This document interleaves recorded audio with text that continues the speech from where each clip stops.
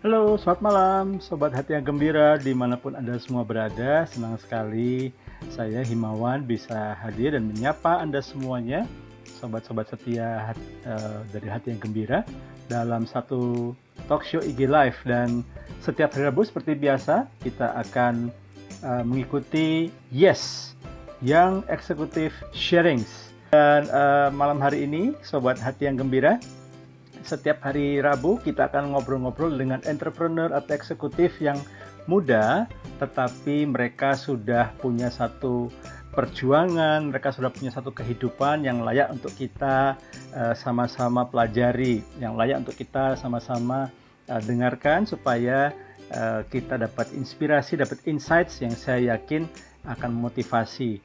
Nah, saya tahu bahwa saat ini ada banyak sekali Sobat Hati yang Gembira yang mungkin sedang bekerja atau sedang merintis bisnis. Nah, malam hari kita ngobrol dengan satu orang yang memutuskan untuk menekuni satu line bisnis yang berbeda, yaitu dunia coaching. Coaching itu apa sih? Coaching itu yang meong. Oh bukan, itu kucing. Coaching itu adalah satu bentuk pengembangan di mana ada satu orang yang berpengalaman, yang berfungsi sebagai mentor atau coach gitu ya, yang kemudian mendukung seorang pelajar atau klien gitu ya, membimbingnya untuk menemukan atau mencapai tujuan pribadi atau profesional tertentu dengan serangkaian pelatihan-pelatihan dan bimbingan. Coaching lebih dari sekedar seorang pembicara.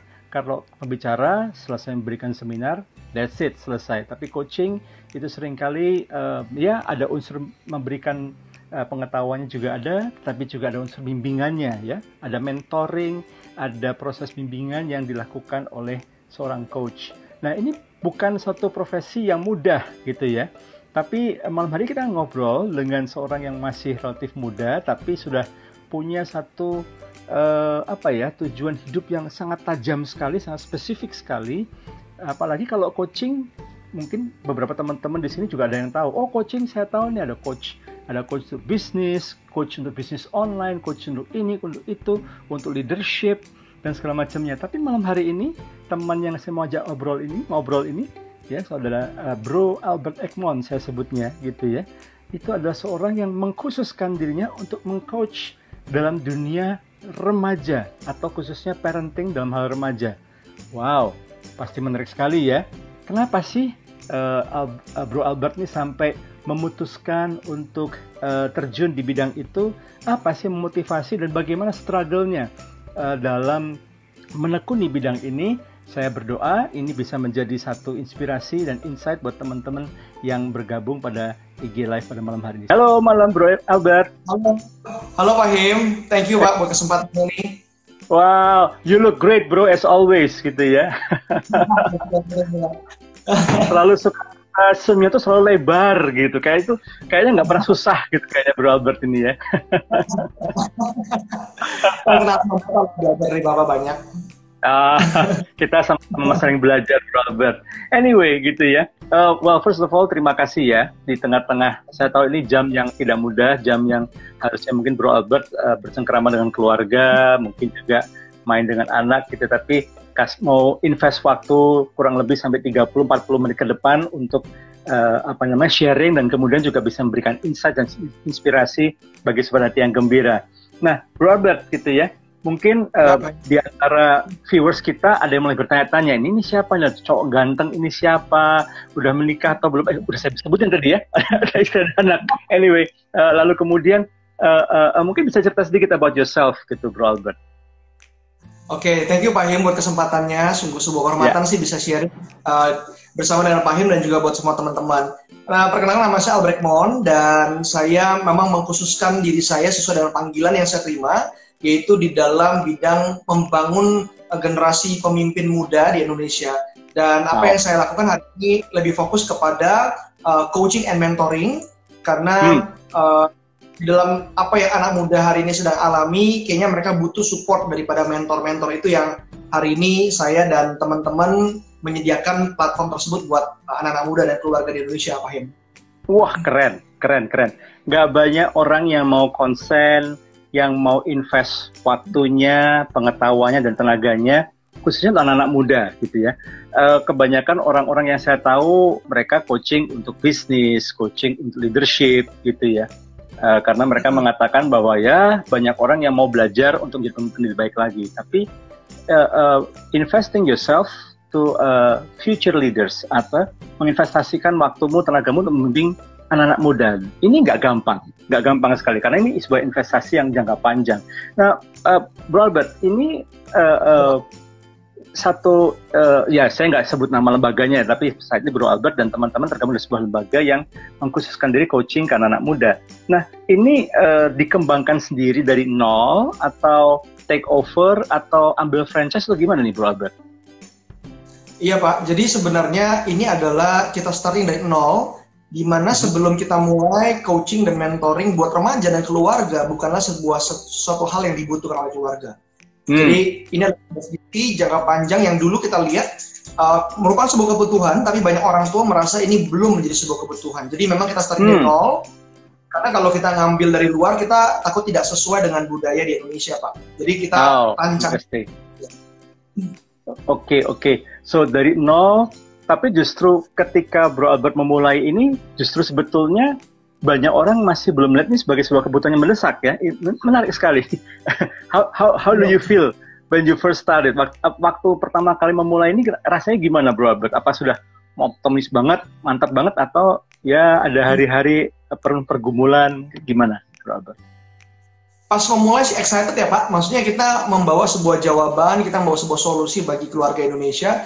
Cuman memang challenge-nya adalah karena waktu itu juga saya masih istilahnya melakukan segala sesuatu sendiri, jadi memang sulit. Jadi semuanya jadi nagih ya, buat sistem, buat bahan, ngajar, dan semuanya saya sendiri melakukan.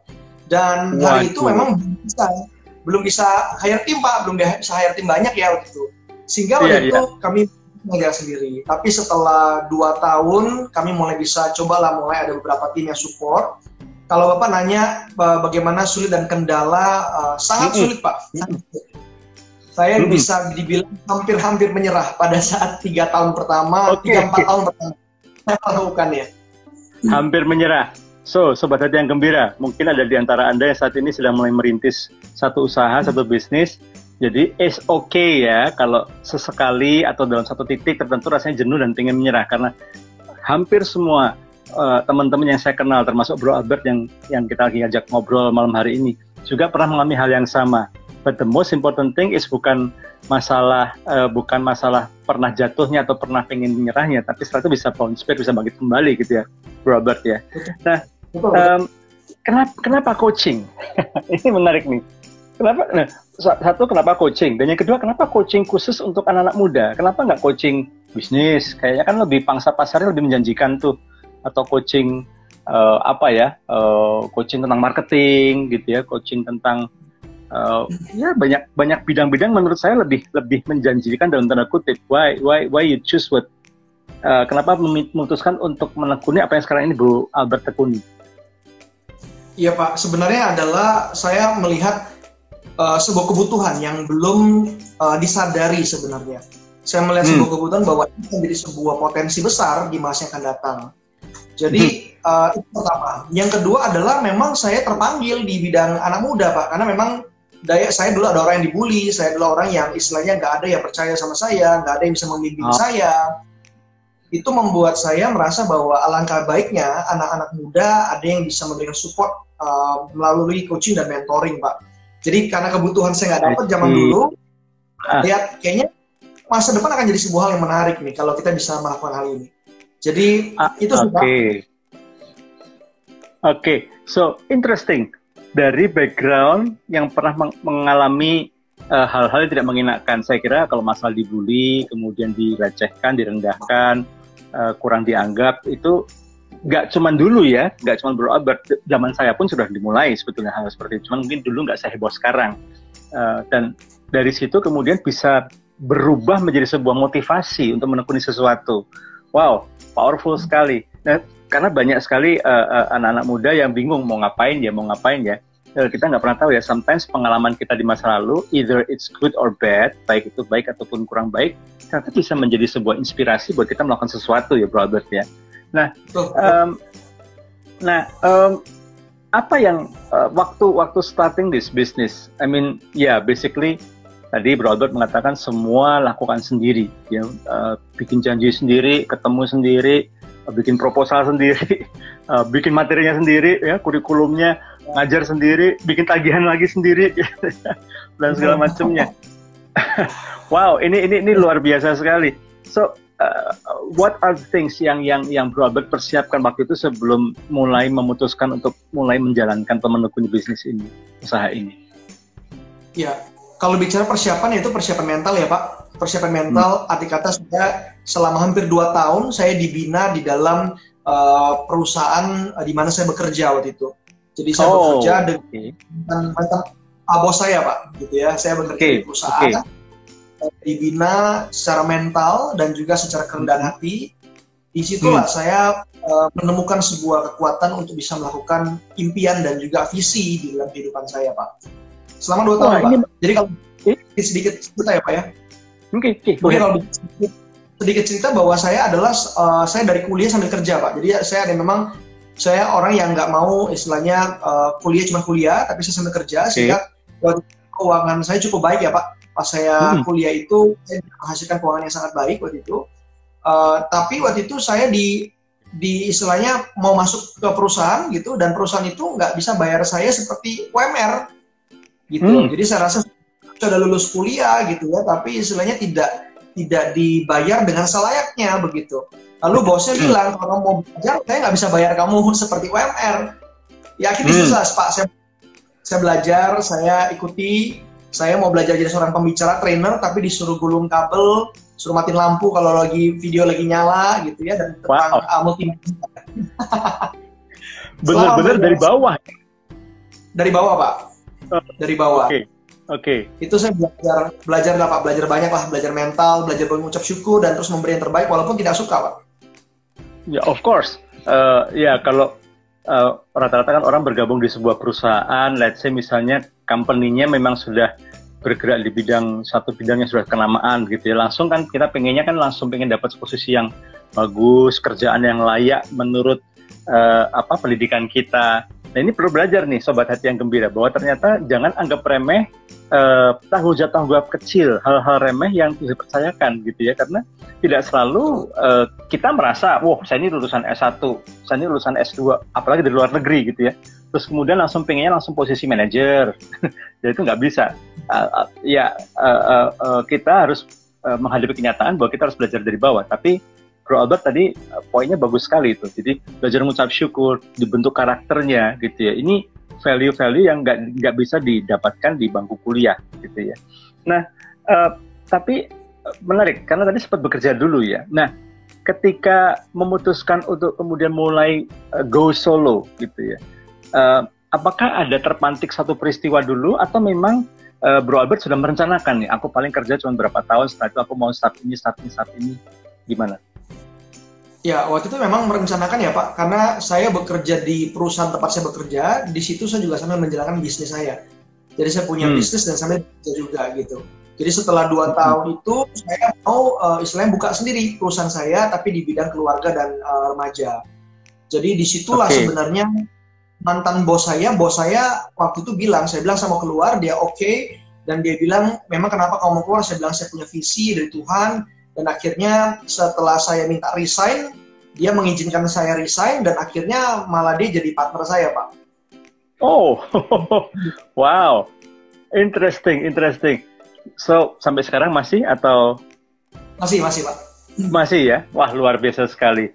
Oh, luar biasa. Nah, apa tantangan awal yang dihadapi oleh Bro Albert ketika di masa-masa awal menjalankan bisnis ini, usaha ini?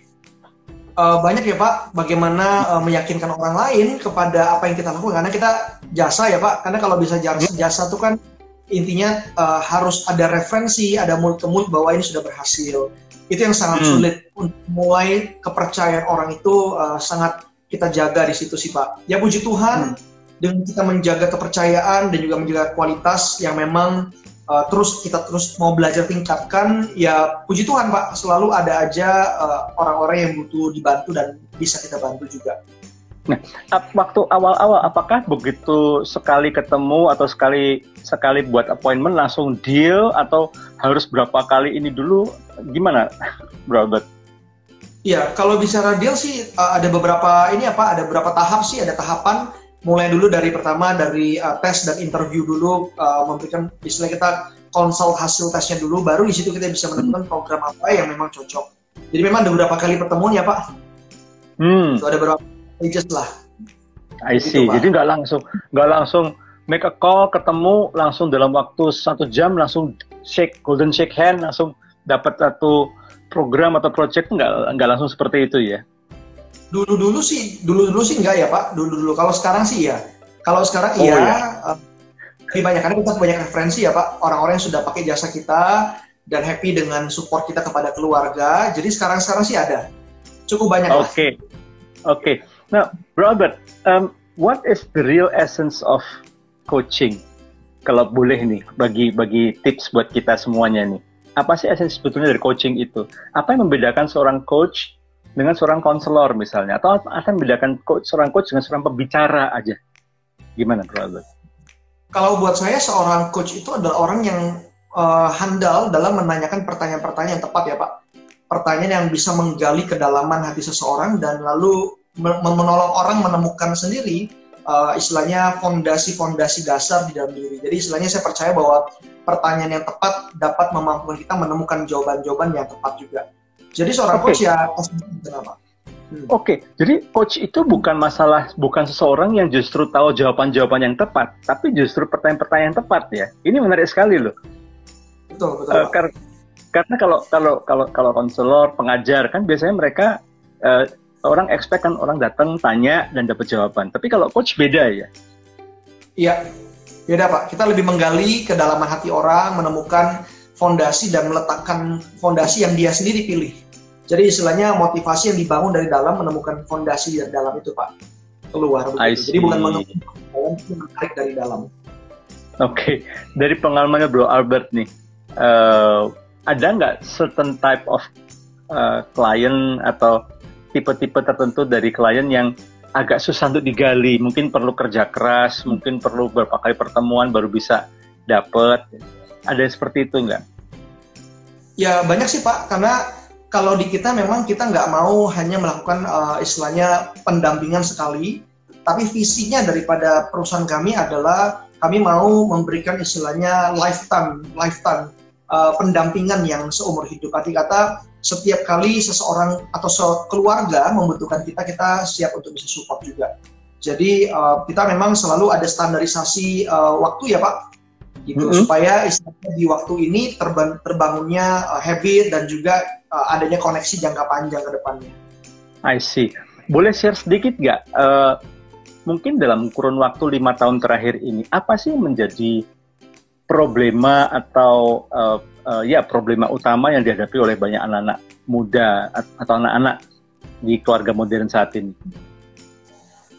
Tentu banyak ya Pak. Dari mungkin yang paling banyak adalah seorang anak muda tidak memiliki sebuah tujuan hidup di dalam kehidupan. Jadi ya mereka nggak tahu mau hidup buat apa, saya harus ngapain, apa yang terbaik buat saya. Mereka tidak mengenali diri dan juga tujuan apa yang mau mereka capai. Itu permasalahan paling banyak Pak.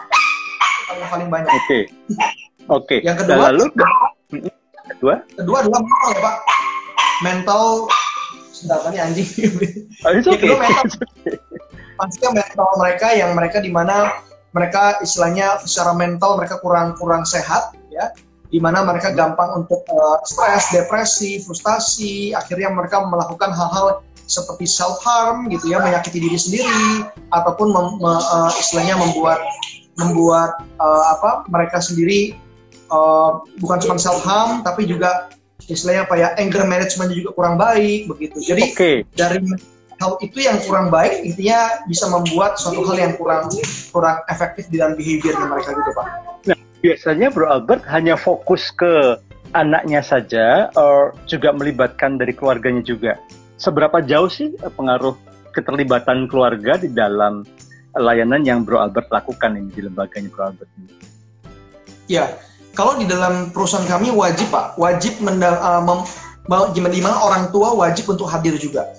Karena sebenarnya masalah anak biasa adalah dimulai dari orang tua sebenarnya. Agree. Dan kami melakukan rekonsiliasi antara orang tua dan anak gitu ya. Kita juga misalnya melibatkan penuh. Jadi kita juga minta orang tua support, gitu ya, support orang tua, kita memberikan beberapa tips dan juga beberapa challenge ataupun komitmen untuk orang tua, sehingga orang tua bisa kerjasama sama kami dan anak kerja sama kami, akhirnya kami bisa menemukan dua-duanya di tengah, Pak.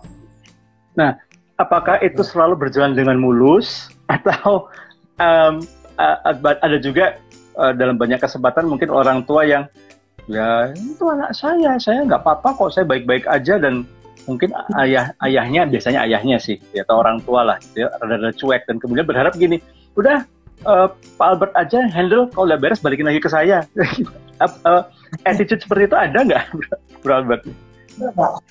Ada. Oke. Kami banyak pihak ayah ya Pak ya. Banyak juga dari juga. Tapi intinya sih kami selalu dari awal kami menjelaskan bahwa program kami bukan program sembarangan. Itu dia kenapa kami berani memberikan program kami dengan istilahnya harga premium ya Pak. Karena kita tahu kalau orang cuma bayar murah, ya orang nggak akan merasa sakit ngeluarin ya Pak. Dengan dia merasa sakit, mau juga ikut berkomitmen juga di dalam prosesnya. Karena sudah investasi ya, merasa sudah investasi cukup yang tidak sedikit, sehingga mau tidak mau ya harus involve gitu ya. Wah, luar biasa.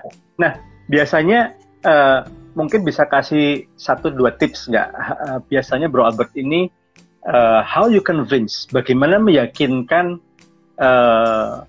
calon klien atau orang-orang untuk terlibat di dalam atau menggunakan jasanya Bro Albert ini, atau apa keunikan yang mungkin Bro Albert temukan yang nggak dimiliki oleh lembaga yang lain? Oke. Mungkin kalau dibilang tidak dimiliki adalah kita menyediakan mentor, Pak.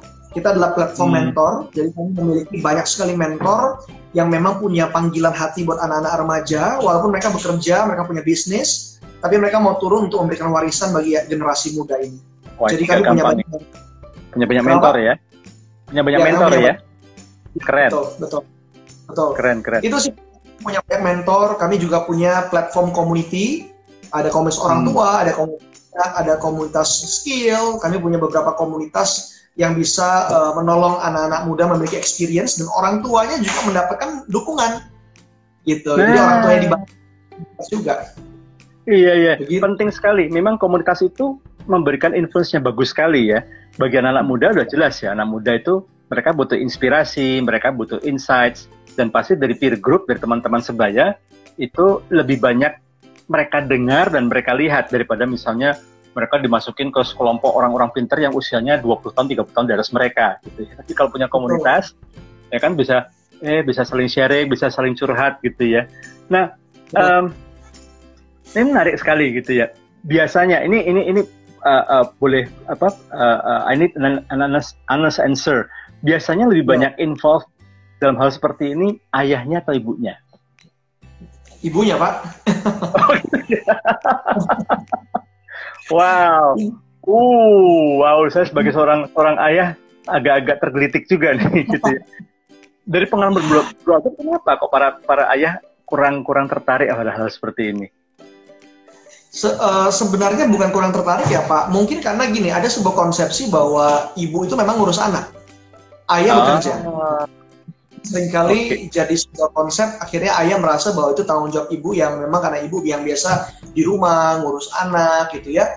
Nah itu yang konsep itulah yang seringkali membuat seorang ayah jadinya kurang terlibat secara penuh juga. Tapi sebenarnya zaman sekarang banyak juga ya Pak ayah-ayah yang mulai sadar sebenarnya figur ayah itu penting sekali dalam melakukan pendampingan sama anak. Jadi mulai lah Pak, cuma memang belum semaksimal yang kita harapkan. Oke. Boleh kasih 1 atau 2 tips and tricks nggak? Gimana caranya Bro Albert bisa mengubah paradigma atau mengajak ayah yang tadinya mungkin agak cuek, mungkin cenderung ya kalau old style fathers kan, ya itu tadi seperti Bro Albert bilang gitu kan, itu kan urusan, itu kan departemen lu, departemennya si istri gitu maksudnya gitu ya. Gua nggak mau ikut campur, urusan gua udah pusing, saya udah pusing bikin kembangin bisnis semua segala macamnya. Biasanya ada kiat-kiat atau mungkin ada ada strategi khusus nggak bagaimana bisa membuat ayah akhirnya tertarik untuk involve juga? Oke. Sebenarnya kalau saya sih selalu membawa sebuah prinsip ya Pak, bahwa seorang ayah itu adalah seorang figur kepemimpinan sebenarnya.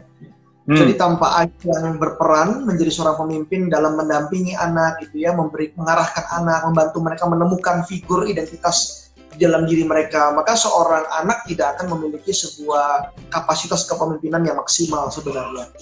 Jadi kalau bilang bahwa kalau tanpa kita, misalnya tanpa seorang ayah gitu turun, anak-anak akan belajar dari banyak hal di sekitar mereka tanpa filter. Tapi seorang ayah bicara tentang prinsip, bicara tentang menanamkan fondasi dan menanamkan juga karakter-karakter yang tepat dan juga bicara tujuan. Jadi ya itu sih Pak, itu yang membuat menurut saya seorang ayah ya harus turun tangan untuk memberikan fondasi itu bagi seorang anak. Kalau bicara ibu kan istilah memberikan kasih sayang, perhatian gitu ya, caring, ya istilahnya ya kedekatan secara emosional. Kalau ayah kan bicara tentang sebuah tujuan, secara fondasi, prinsip hidup, bicara sebuah ketangguhan dan bicara juga secara bagaimana membuat keputusan menjadi seorang pemimpin juga. Jadi beda ya Pak, itu yang menurut saya seorang ayah kenapa harus turun di zaman ini. Keren banget dan saya setuju banget. Memang bagaimanapun juga ayah itu punya peran yang sangat penting ya. Itu satu profesi atau pekerjaan yang tidak bisa digantikan, gitu ya. Yes. Saya selalu punya prinsip bahwa siapapun kita, para ayah, gitu ya, you are the best father for your children. Engkau adalah ayah yang terbaik buat anakmu. Karena kalau ada ayah yang lebih baik buat anakmu, kalau memang ada ayah yang lebih baik buat anakmu, maka anakmu akan lahir di keluarga yang lain, bukan di dalam keluargamu. Nah, tadi Bro Albert nyinggung mengenai sering ketemu dengan ibu-ibu. Ada apa namanya? Dalam hal ini tentu istri tahu persis ya, istri support ya. Support Pak. How you manage this? Karena dunia coaching kan beda ya. Kalau bisnis kan ada toko tuh ada jamnya kan 7 sampai jam 5 gitu ya. Lalu kemudian kalau pabrik juga ada jamnya, ada shiftnya. Tapi kalau bisnis jasa ini kan kadang-kadang ya meskipun kita sebut jam sekian sampai jam sekian, tapi kan tiba-tiba tengah malam anaknya mau bunuh diri pasti dicari kan coachnya gitu ya. Kayak gini-gini terjadi nggak? Atau how you manage this juggling this situation? Ya itu terjadi ya Pak, beberapa kali sempat terjadi juga. Dan ya istri sudah tahu sih, maksudnya bahwa pekerjaan saya adalah pekerjaan yang memang intinya kalau dihubungin malam-malam itu berarti sudah sangat penting ya Pak. Jadi istri juga sudah istilahnya dia sangat menerima sekali apa yang saya kerjakan sampai hari ini. Dan kalau bicara bagaimana menjuggling ini, sebenarnya ya gimana ya, kalau menurut saya sih ya hidup saya dalam pelayanan ya Pak. Yang penting pada saat pertama istri saya bisa layani dengan baik, anak-anak saya layani dengan baik. Kalau porsinya itu sudah baik, maka ya istilahnya yang lain bisa masuk begitu. Jadi saya pasti memastikan bahwa ya anak istri misalnya pulang kerja, saya pasti bisa ada waktu juga dengan istri, dengan anak, mendengarkan istri, anak itu beres dulu. Setelah itu baru saya bisa siap untuk kalau memang ada itu ya Pak, ya, baru saya bisa menerima sih gitu. Jadi kadang-kadang ada cuma ya enjoy-nya Pak, be fleksibel aja sih sebenarnya. Keren banget ini buat sobat hati yang gembira yang lagi ngerintis bisnis. Ingat ya, sesibuk-sibuknya Anda mengembangkan bisnis, mungkin Anda punya impian, Anda punya satu tujuan, tapi bagaimanapun juga tetap kalau Anda sudah berkeluarga, keluarga tetap faktor yang penting. Jadi penuhi dulu kebutuhan keluarga dulu, pasanganmu udah beres, anak-anak udah oke, udah happy, baru kemudian bisa fokus pada pekerjaan. Dan sudah pasti ya, ketika memutuskan untuk terlibat dalam satu atau mengembangkan sebuah bisnis, dukungan dari keluarga dalam hal ini adalah keluarga inti sangat diperlukan. Wow. Ini saya mau tanya something yang mungkin beberapa orang agak kurang nyaman, tapi saya percayalah Bro Albert nyaman-nyaman aja jawabnya gitu ya, tentang satu istilah success rate. Ya, sayangnya kan kita di dunia yang semua diukur dengan angka gitu ya, dan kayaknya success rate itu sesuatu yang sangat meyakinkan sekali gitu ya. Misalnya kan jual software gitu kan, softwaremu dipakai berapa perusahaan, siapa yang make gitu ya, terus suka trouble nggak, suka ngehang nggak, misalnya begitu gitu ya. Dan kalau kita bisa solve gitu, kita katakan ini perusahaan gede pakai semua dan efisiensi kerja jadi lebih bagus, meningkat gitu ya. Itu kan luar biasa. Nah, kayak hal seperti itu ditanyakan juga nggak oleh potensial klien yang consult dengan Bro Albert? Ya, pasti itu merupakan sebuah hal yang sangat penting ya untuk diketahui juga sih sebenarnya. Jadi, iya sih Pak, kalau Bapak nanya success rate ya, keberhasilan kita melakukan sampai hari ini saya bisa bilang success rate kita sekitar 80% lah Pak. 80%. That's good. That's good. Oh, oke. Nah, banyak kan orang pengen fokus pada yang 80%-nya, tapi saya tertarik untuk kayak 20%-nya. If it's okay with you, gitu ya. Biasanya kenapa program yang udah bagus, yang Bro udah rancang dengan bagus, mungkin juga metode approach-nya sudah dibuat adjust, dibuat setepat mungkin dengan potensial kliennya ini gitu ya. Tapi tetap nggak berhasil. Biasanya satu, penyebabnya apa, dan kemudian how you cope with that. Karena ada orang yang bisa dengan tegar, ya udah nggak berhasil, terus move on gitu ya. Tapi ada juga orang yang kepikiran terus gitu ya. Apalagi kalau ketidakberhasilannya ini akibatnya fatal. Mungkin dua hal ini, Bro. Oke. Kalau bicara kalau nggak berhasil ya Pak, 20% ini biasa nggak berhasil, kita biasa menjanjikan begini, bahwa kita ini bukan cuma sekedar bisnis untuk rugi, tapi kita juga intinya kita memberi pelayanan dari hati kita. Sehingga pada saat seseorang itu tidak berhasil gitu ya, kita akan memberikan sebuah pendampingan jangka panjang. Arti kata, kita akan tetap berhubungan, ada apa yang memang tepat kita akan arahkan gitu. Kita tetap, kalau ada mungkin mentornya nggak sesuai gitu ya, kadang-kadang juga ada bilang mentornya nggak cocok gitu ya, nah kita bisa ganti juga tanpa harus menambah biaya juga. Artinya mungkin hari ini nggak berhasil, karena memang yang namanya benih itu butuh waktu untuk bertumbuh kadang-kadang. Persis. Sehingga kita percaya bahwa selama kita terus ada dan mendampingi dalam proses pertumbuhan ini, pasti akan terjadi pertumbuhan. Jadi banyak sekali juga klien-klien kita Pak, banyak klien kita yang bilang bahwa ya perusahaan kita itu fokusnya bukan soal success rate-nya. Mereka bilang bahwa ini bukan yang kita cari, bukan success rate-nya. Karena kadang-kadang kalau suksesnya hari ini, 2 tahun lagi bisa berubah lagi anaknya. Kalau ada masalah bisa gitu. Nah, sehingga fokusnya kita bukan di success rate, tapi adalah di pendampingan setelah daripada program. Itu yang kalau saya sebutnya lifetime, Mbak. Kenapa? Karena contoh lah, menti 8 tahun menti saya 8 tahun yang lalu Pak, itu saya mentorin gitu. Hari ini mau menikah aja masih minta pendapat saya tentang pasangannya, mau menikah gitu ya.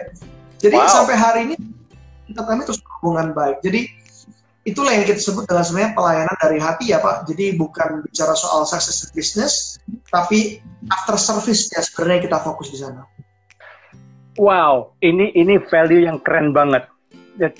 Mengembangkan bisnis, mengembangkan usaha tidak selalu bicara soal success rate, tidak selalu bicara soal revenue, tidak selalu bicara soal angka-angka yang meningkat terus. Tapi ada waktu-waktunya memang ketika kita nggak working, mungkin strategi kita udah bagus, tapi mungkin banyak faktor membuat nggak bisa efektif, tapi tetap relasi jalan terus. Karena who knows gitu ya, apa yang mungkin saat ini nggak jalan, mungkin 5 tahun ke depan baru kelihatan hasilnya gitu ya, asal kita tidak berhenti untuk berusaha. Keren banget ini, Bro Albert. Bro Albert, saya kalau ngobrol dengan Bro Albert ini bisa sampai jam 12 malam, Bro. Dan saya suka banget gitu, karena dari kita baru ngobrol gini aja, saya udah banyak belajar gitu ya. Saya banyak belajar dengan kali-kali yang luar biasa sekali. Tapi mungkin kita harus terbatas oleh waktu. Mungkin ada pesan khusus bagi pemirsa Instagram live kita malam hari ini. Any special message, mungkin ada satu encouragement atau values yang Bro Albert mau share buat pemirsa setia daripada talk show malam hari ini. Ya, thank you Pak Him. Kalau dari saya cuma percaya bahwa Indonesia punya potensi untuk menjadi sebuah bangsa yang besar, bangsa yang maju, dan bangsa hebat. Tapi semuanya adalah bergantung kepada seberapa banyak pemimpin-pemimpin yang bisa bangkit dan bangun untuk turut bangun bangsa. Dan kita percaya pemimpin itu bukan sekedar dibangun di luar, tapi pemimpin itu pertama kali dibangun di dalam keluarga. Dan saya juga percaya saat kita mampu sebagai orang tua, kita mampu membangun kapasitas dan kualitas dalam diri anak-anak kita dan mengisi mereka dengan hal-hal yang baik dan hal-hal yang bisa membangun mempersiapkan di masa depan, maka kita percaya 23 tahun ke depan maka Indonesia akan jadi negara yang bisa diacungi jempol ya Pak, bisa dilihat oleh bangsa-bangsa lain menjadi bangsa yang luar biasa. Amin. Itu sih Pak dari saya, Pak. Amin, amin. Saya mengamini juga komentar daripada viewers kita, Tiara gitu yang mengatakan amin. Saya juga mengaminkan juga, dan saya yakin ya bahwa sebetulnya Indonesia itu nggak kalah kok dengan negara-negara yang lain. Tapi memang kalau kita ingin menjadi bangsa yang kuat, kita nggak usah muluk-muluk dulu. Start dari unit terkecil, yaitu dari keluarga. Dan di sini tadi saya belajar banyak gitu ya, bagaimana Bro Albert mengingatkan kita semua, para ayah, termasuk saya nih, yang lagi ngobrol-ngobrol dengan Bro Albert ini, diingatkan sekali lagi gitu ya, bahwa Pak Ayah punya peran yang sangat penting. Ya. Ibu memberikan kasih sayang, ibu memberikan rasa aman, memberikan layanan, tapi visi, belajar tentang kehidupan, nilai, itu biasanya didapat dari ayah. Gitu ya. Dan bagaimanapun juga, bersyukur gitu ya, bahwa mungkin tidak banyak orang tua yang nggak tahu mesti bagaimana menjadi orang tua yang lebih baik. Tapi bersyukur ada Bro Albert, ada tim dengan teman-teman yang memang mengkhususkan diri untuk mengembangkan pola mentoring atau coaching khususnya dalam hal keluarga ini. Dan Bro Albert, thank you so much gitu ya. Saya yakin Bro Albert nggak keberatan ya kalau seandainya di antara viewers kita mungkin ada yang pengen tanya-tanya lebih lanjut, langsung direct message langsung ke Bro Albert ya. Siapa. Thank you Pak. Oke, baik kalau gitu. Oke, terima kasih pendengar setia, penonton setia Sobat Hati yang Gembira. Sampai di sini talk show kita malam hari ini, dan saya percaya Anda semua belajar banyak, terinspirasi, ya. Jangan menyerah. Hal-hal kecil apapun yang dilakukan saat ini, lakukan dengan penuh tanggung jawab, karena kita nggak pernah tahu. Itu mungkin membantu kita mempersiapkan pada masa depan yang lebih baik, seperti yang Bro Albert alami. Sampai ketemu pada talk show berikutnya. So, thank you sekali lagi Bro Albert, gitu ya. Salam buat keluarga. Ya, oke. Sampai ketemu. Tuhan Yesus berkati semuanya. Bye-bye.